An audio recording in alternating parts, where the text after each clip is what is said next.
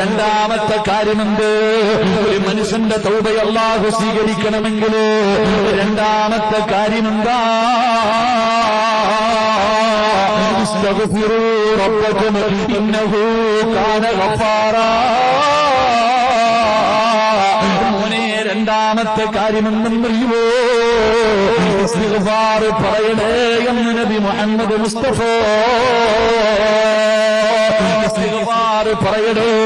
അസ്തഗ്ഫിറുല്ലാഹല്ലദീ. ഇതൊരു തൗബയാണെന്ന് നബി മുഹമ്മദ് മുസ്തഫ.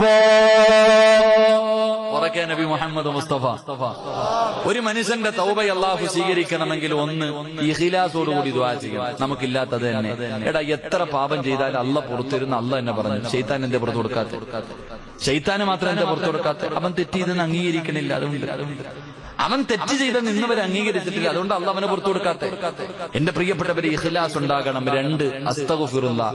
അസ്തഗ്ഫിറുല്ലാഹ് എന്ന് പറയുന്നത് ഒരു തൗബയാണെന്ന് നബി മുഹമ്മദ് മുസ്തഫ.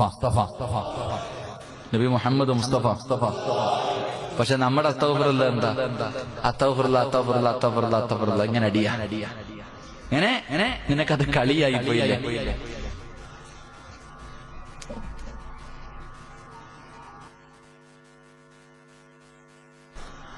അസ്തഗ്ഫിറുല്ലാഹ് എന്ന് പറഞ്ഞാൽ അതൊരു തൗബയാ. മഹാനായ ഇമാം ഗസ്സാലി റഹ്മഹുല്ലാഹ് റളിയല്ലാഹു തആല അൻഹു മഹാനവറുകൾ ഇങ്ങനെ പ്രസംഗം നടത്താം.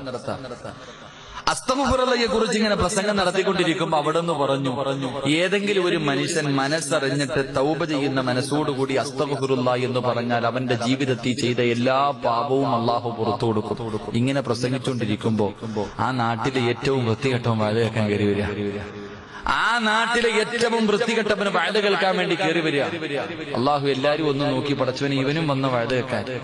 ഇവനും വന്ന നമ്മുടെ റമദാൻ മാസത്തിൽ പള്ളി കയറുമ്പോ ചോദിക്കൂല്ലേ, അല്ല ഇവനും പള്ളിക്കകത്ത് കയറി എത്ര നാളത്തേക്കടാ? ലോകാവസാനത്തിന്റെ അടയാളം ഒന്ന് നമ്മൾ കരുതണം.